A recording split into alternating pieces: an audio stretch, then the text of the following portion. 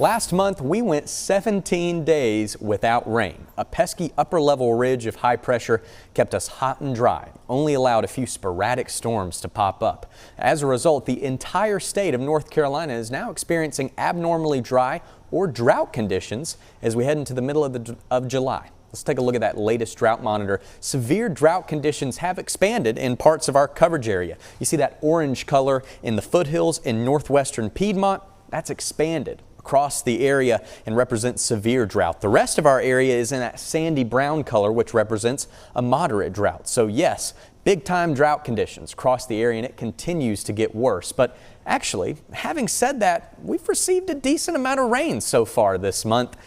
Just over 3 inches in July so far, which is about 2 inches above normal for the month, and it's about triple what we got last month. So yes, we're starting out on the right foot, and while in the short term this looks promising for our local drought improvement, unfortunately the long-term summer outlook isn't as hopeful. La Nina conditions are likely to develop over the next few months, which tends to increase the likelihood of hotter and drier weather in the eastern U.S. In fact, the Climate Prediction Center is calling for the drought in North Carolina and Virginia to persist through the rest of the summer. So while local drought relief is still possible from those downpours and summer thunderstorms, we need several widespread soaking rains to dig us out of this hole. And unfortunately, that looks like it's going to be hard to come by. In studio, I'm meteorologist Dylan Hudler. And Brian, we definitely could use more rain, and you know, those drought conditions seem to be a little worrisome sometimes. Yeah, it's when we get the heat, we have a long stretch of dry weather. That's been the problem. And when we do get rain, the summertime pattern is more stormy, so not everyone sees it. We need those kind of a longer days where, you know, you get 6 or 8 hours of just kind of a steady light rain to allow it to kind of soak in and help agriculture interests. We just haven't had much of that at all this summer, so it's an issue. So we're going to pick up where Dylan left off, and again, I just want to show you maybe a close-up perspective of what that drought looks like. Severe drought. Now keep in mind, like 3-4 weeks ago, this map was clear. There was no drought at all whatsoever after a very wet May and some relatively milder temperatures. As the heat cranked up and the rain dried up, we started to see these drought conditions, kind of a flash drought situation where it developed very, very quickly. You just need to look outside at your lawn to kind of see what I'm talking about. This gets worse before it gets better.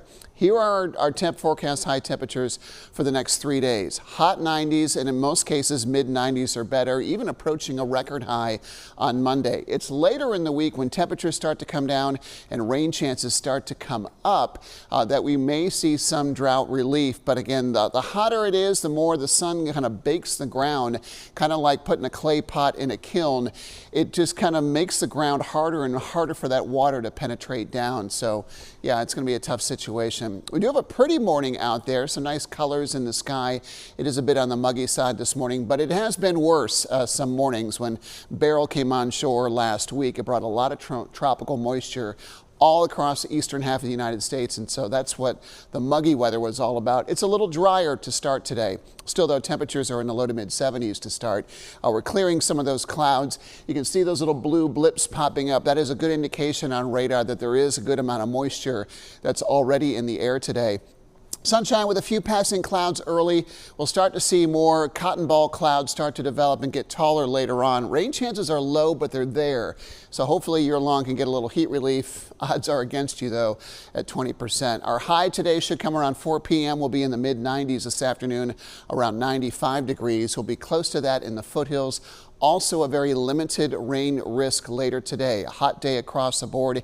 Even the mountains get back into the mid. Could even see a few spots around 85 or 86 this afternoon. Final game of the series between the Dash and the Grasshoppers. It's going to be a hot day today at the ballpark. First pitch is at 2 o'clock. Heat index will be near 100 degrees. Neither one of these teams plays for a while until Friday as they get into their break. Now, there are heat advisories across the state. None of our local counties are included in that today, but that will likely be added to that for tomorrow and Tuesday. So wait and see what the National Weather Service does. Hour by hour forecast shows you that limited rain chance. A few spotty showers and storms may flare up in the heat later on today. We'll likely see another round of that heading into your Monday, and a slightly better coverage possible come Tuesday as that heat really starts to crank up. Later this week, we may get some beneficial rains. It may take a while to get going, but you notice as we go through each passing day, those totals start to add up. We could see 2 inches of rain falling in a window from Wednesday through Sunday this weekend, and at the same time, we're going to start to bring those temperatures down too.